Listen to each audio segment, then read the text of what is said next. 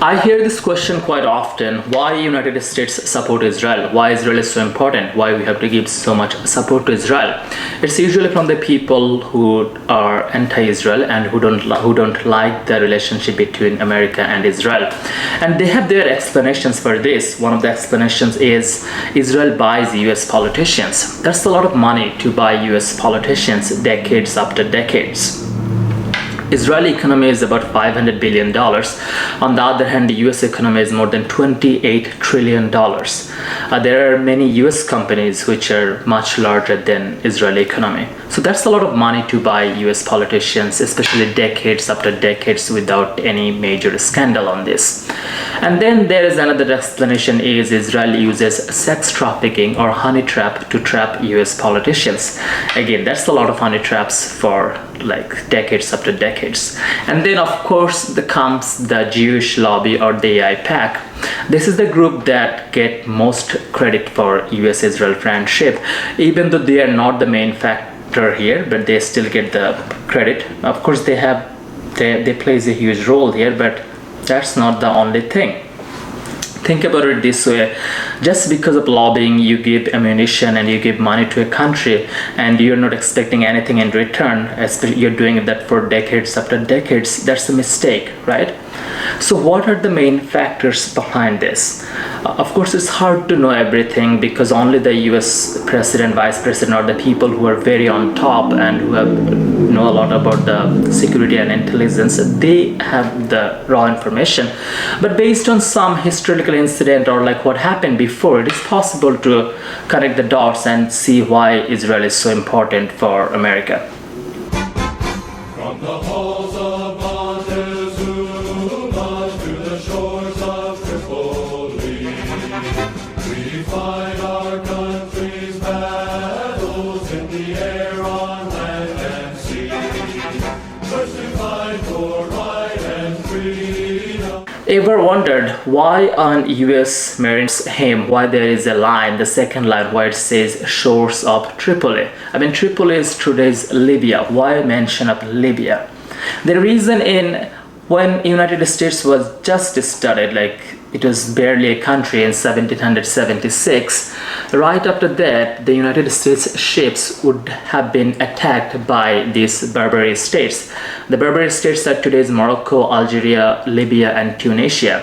These Islamic nations, they would attack these US ships and other countries' ships as well, and they would take these crews as slaves and they would sell them in the market, and of course they'll ask ransom for it. And they not only to the United States, they did it to the same thing to the many European countries, and it happened for about 300 to 400 years, backed by Islamic Ottoman Empire. And at the time they took at least 1.5 million Europeans as slaves, and then they sold them in their market. So at the time, the United States was barely a country. The United States founding fathers, Adams and Jefferson, they went to meet these people, their ambassador in UK, and then they asked, well, their ambassador Abdurrahman was there, and they asked, well, United States did nothing wrong with United States have no issues with Muslim world. Why did you attack our ships? We don't see the people who don't attack us as our enemy. We see as our friend. Why did you do that to us? The answer was very clear, because Quran gave us the permission to do that. Quran allows us to do that because you are infidels. It's hard to believe, right? But this is the letter Adams and Jefferson sent to United States Congress in 28th March 1786. You can easily find this letter online.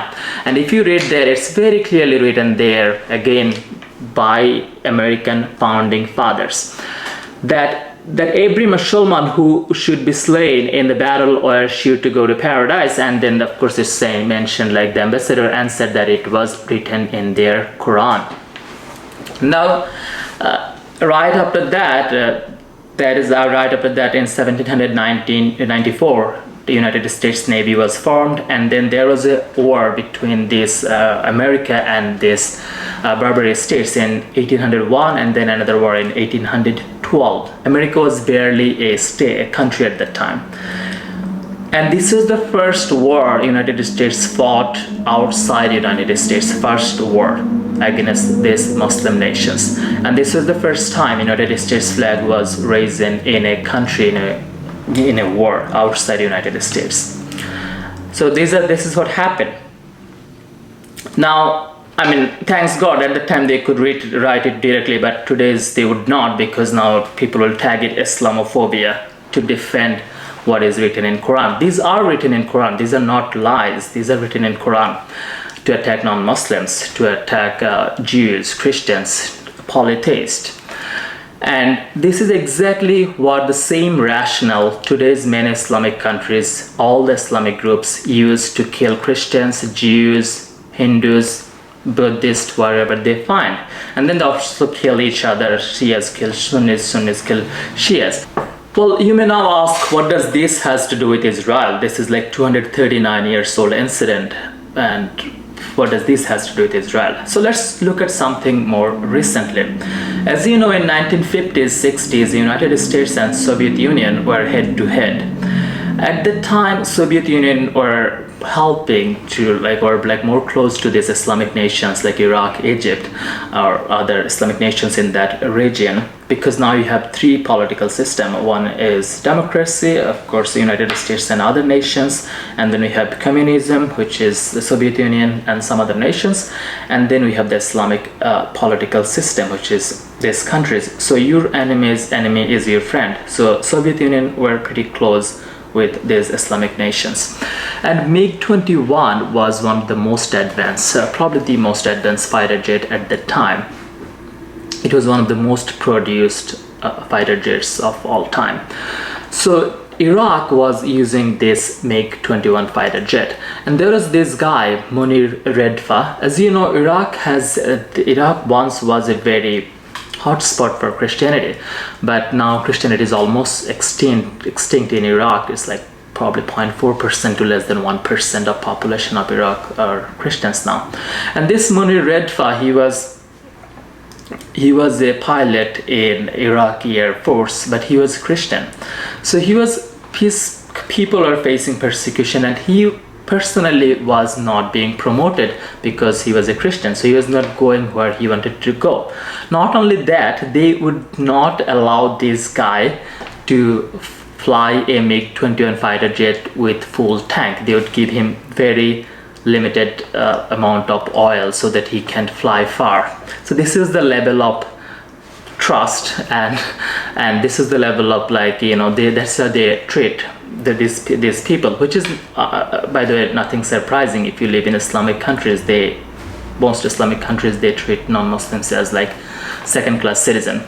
Anyway, this guy was not happy with his position. Of course, nobody would be. So this is when Israel approached, of course Mossad approached this guy. Hey, this is how we know you're facing heavy persecution, so what about we bring you to Israel and you bring your fighter jet with you? You know, this is during the Cold War era time, and this guy did that. This guy also gave Israel, like, the Israeli Mossad need to rescue his family members first. So Israel thought, oh, well, families, this should be like Western families, you know, 2 to 4 people, that's fine, that's not a big deal.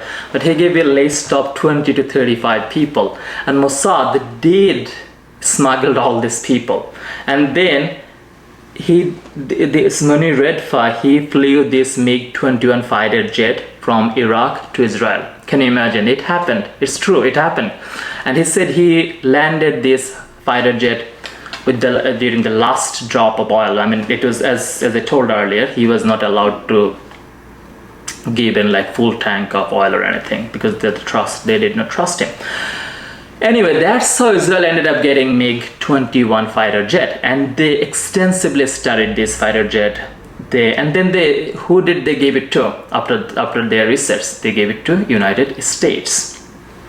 Now this is where most of the people are in the Western countries, because they struggle to apprehend this concept that in Islamic nations they treat everything based on religion. That's why first of all we call them Islamic nations. This is why in Western countries, because they treat people, they don't treat people based on religion. They treat people based on what they achieve or like how they behave. But they don't understand that in Islamic nation, that's how you are being treated. Now you may say, well, this is Shuba, you are exaggerating it. But let's look at some examples. Like, look, there is nothing called Christian ruling system or Hindu ruling system, but there is a thing called Islamic ruling system, which is Sharia law. And there are many Islamic countries which follow that. In Islamic countries, you may be fine if you kill someone, you may be fine if you rape someone, but you will be in serious trouble, if not killed, if you insult Islam. There are many Islamic countries which have this blasphemy law that you will be killed or stoned to death. There is no organization called Operation or like Organization of Christian Countries or Organization of Hindu countries or Buddhist countries, but there is an organization called OIC, like Organization of Islamic Cooperation. There is nothing called Hindu Development Bank or Christian Development Bank, but there is a bank called Islamic Development Bank. But there is nothing called Islamic Christian banking or Hindu banking, but there is a system called Islamic banking. And as I said, like before in many of my posts, like leaving Islam is punishable by death in many Islamic countries. Many Islamic countries bans every other religions or like stop promoting other religions. When Red Cross was established in 1863, I believe, at the time it was Red Cross with a very good intention, right? It was to help the people or like help the soldiers who are dying in battleground in a very bad way. So that's how they started Red Cross. But do you know, some Islamic nations denied to use it because it says cross. So what do they do it? They do it Red Crescent. Now in Christian countries this is called Red Cross now, and in Islamic countries the same thing is called Red Crescent because they don't want to see the cross. Interesting, right? There are many other examples like this, but some point here. And then of course they have hundreds of Islamic terror groups. No other religion have a single terrorist group like this, the deadliest one. All of this belong to Islam.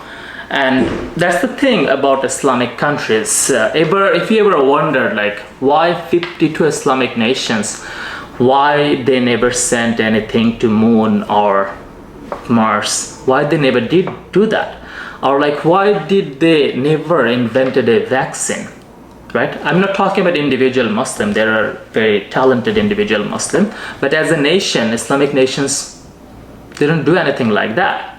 Why is that? Because they don't care. The only thing they care is maintaining their 7th century standard and maintaining Islam, and that's it. They don't care about this science or medical progress or this space exploration, but they also want the whole world to be ruled under Islamic law, Sharia law, and they want Islam is the only religion, and Islam should be every corner of the country, every house of the country, and every person on earth need to be Muslim. So this is the thing about Islamic political system, but of course since it's also called a religion, that's why it gets complicated. That's why you cannot that's why like this the Muslim preachers, they can talk, hey, we'll change your constitution, we'll take control of your country, which are all political threats. Is that what we as Muslims want to implement here in the United States? We believe the constitution should be replaced by the Quran. First move that I will do, I will abolish the constitution and I will establish the only logical and rational constitution, which is the Quran and the Sunnah of Rasulullah sallallahu alaihi wasallam. As we're here living in the US, what is our role now? What is the way forward?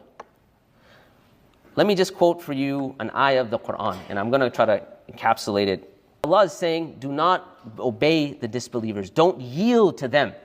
And then He gives us the process of what to do next. وَجَاهِدْهُمْ بِهِ جِهَادًا كَبِيرًا. And so make jihad against them. What is your duty as a member of the Ummah now that you are also an American? It is our physical jihad duty to fight the entire earth until we enter it into the Ummah. Talking about establishing Islam, and I think that's our jihad. To be honest, for us Muslims living in the West, our jihad is to establish the deen of Allah through all means necessary. And in that long-range process of making America Muslim, all of America Muslim. Disbelieving Allah is a crime. Committing shirk with Allah is a crime. That's why I said every single kafir is a criminal. Bring about a revolution. If every one of us, brothers and sisters, we are in this audience over 10,000. If every one of us made it our goal that I'm going to change the minds of 10 people, 10 people, I'm going to change the minds of 10 of my colleagues, 10 of my friends, 10 of the people I associate with in the next year. That would automatically mean 100,000 people are now seeing the world from a different perspective. If all the Muslims of America did the same thing, what would happen? We would literally bring about a political and cultural revolution. This is our job in this country. They talk about political revolution, but you cannot say anything because there's also a religion. So now because you have to give this under religious freedom, if you understand the complexity of it, because Islam is a political religion, so they use the political threats but they get sheltered under religion. Now the point here comes, well, why are you talking about when we are supposed to talk about Israel, right? Yes.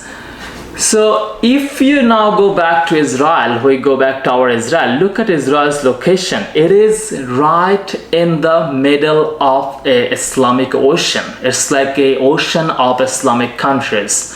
A whole host of Islamic countries surrounding this tiny nation, smaller than New Jersey. They call this country aggressor, but these Islamic nations annihilated or killed almost the last Jews of their countries. Jewish people could not survive in this Islamic nation, so they went to Israel, and now they're saying free Palestine. That means make it free and kill all the Jews. That's the whole point of it, and that's what I said earlier, that Islamic nations or Islamic Muslims can barely think anything outside of their religion. And in their religion it is written to kill the Jews, it is written to kill the Christians, and there is verses that the last day would not come until Muslims kill the Jews. So now here it's come to the point.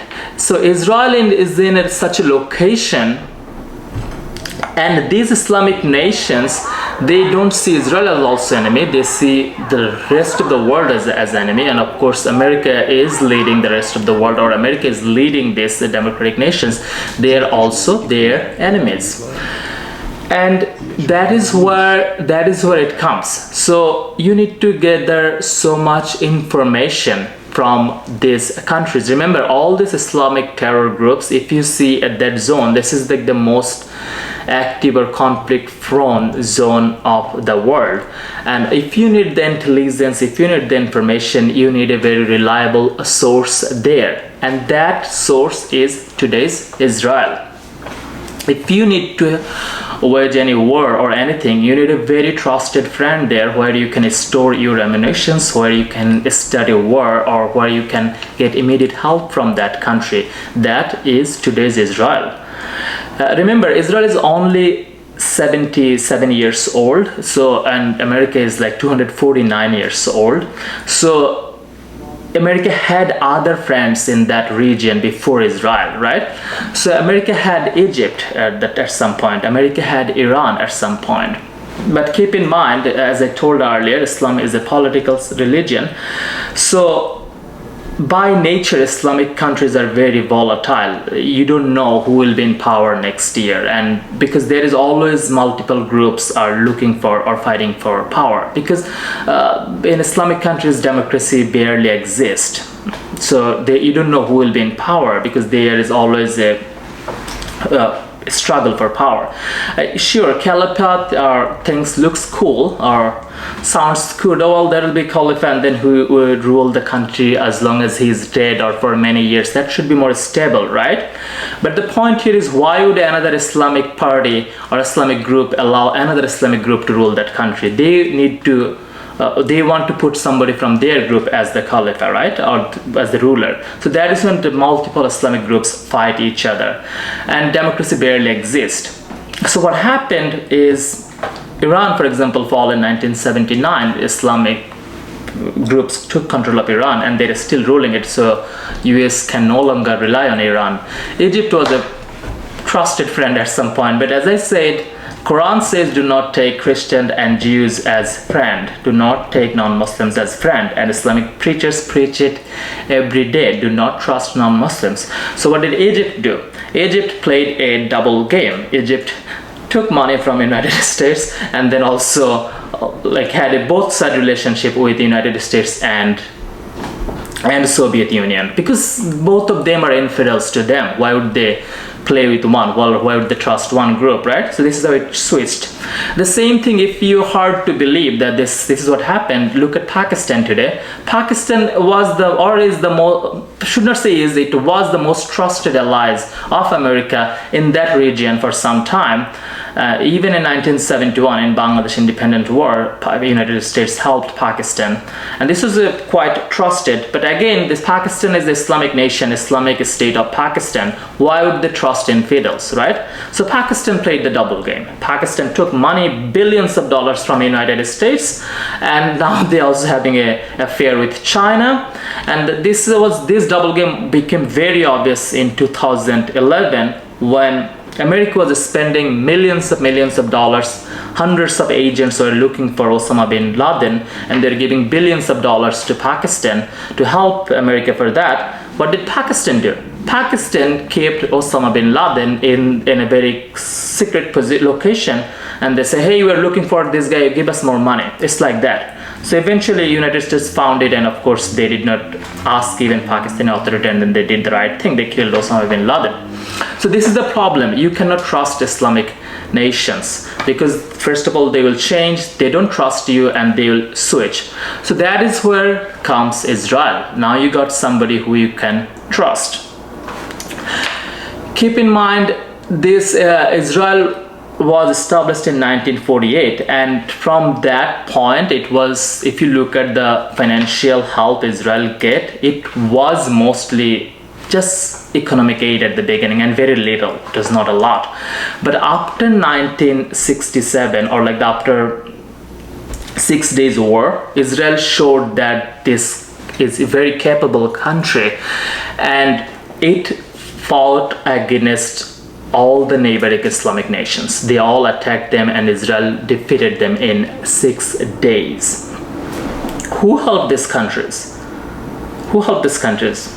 Soviet Union, the communists and Islamists that ran together. Is the exactly same thing you are seeing in today's streets. That's why you see a Chinese national is very concerned about human rights in America, or like very pro-Palestine, because communists and Islamists, they have the common enemy is democracy or capitalist group.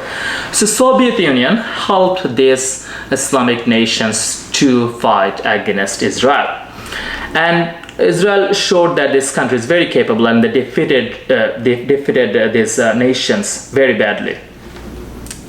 But they also captured many Soviet equipments, which are very sophisticated equipments, war equipments.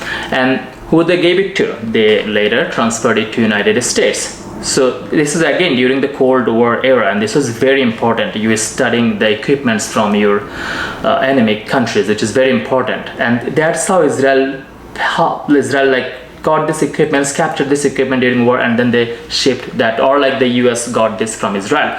So that's how US got this intelligence, or this, you know, reverse engineering the things, or like these weapons. That's why Israel is so important.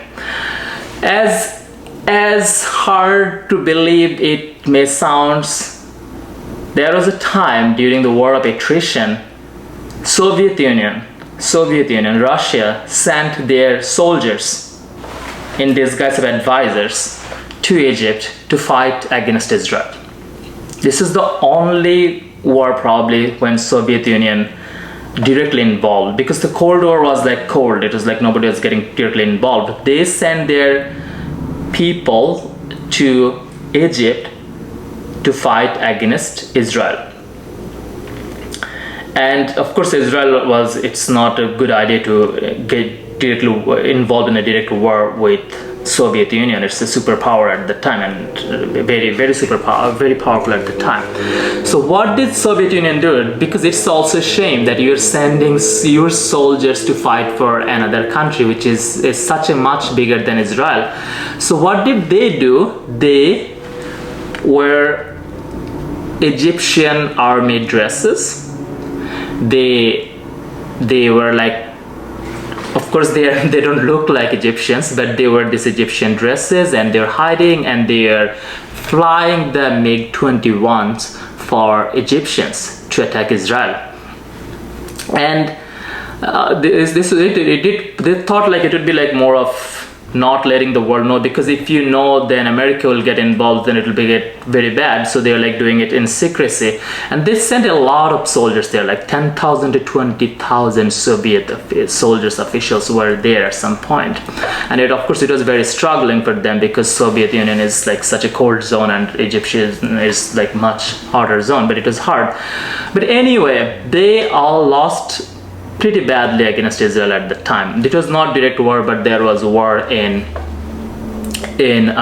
with their MiG-21s, and Israel again dropped few MiG-21s at the time. So they understand this is not a good idea to fight Israel, like it's getting bad.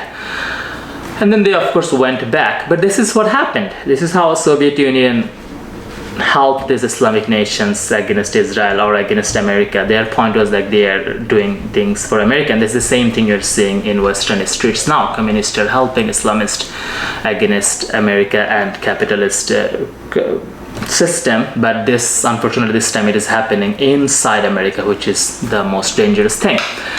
And here is the thing, and of course Israel shares so much valuable information, as I said, with America. And there was actually a quote from one of the very high American officials. I think he was a former head of US Air Force Intelligence, and he said Israel is worth 5 CIAs. It's not to demean CIA, but he was saying it's like Israel gave us that much intelligence information because of its location and because of how it surrounded. I think he also mentioned in 1974 to 1990s when Israel received like $18.3 billion in support from the US, but at the time it provided at least $50 billion worth of intelligence for US.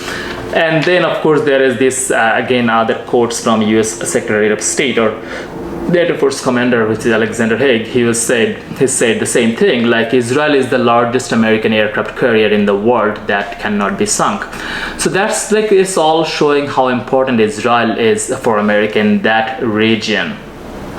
And of course America has what does it call, safe houses or something called war reserve houses, which essentially you reserve your weapons in any case you need to jump into war.